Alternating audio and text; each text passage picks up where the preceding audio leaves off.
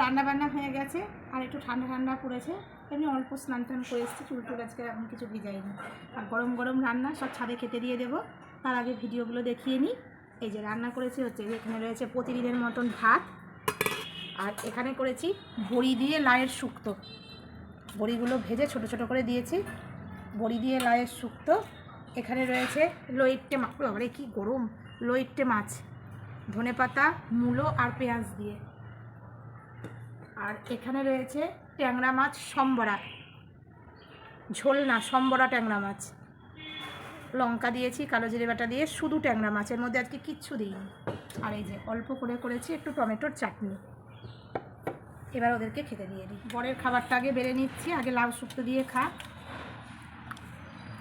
একটু ঝোল ঝোল তো, ওই জন্য পদগুলো আজকে একটু বাটিতেই দিতে হবে, নাহলে গোটা ভাতে চলে যাবে।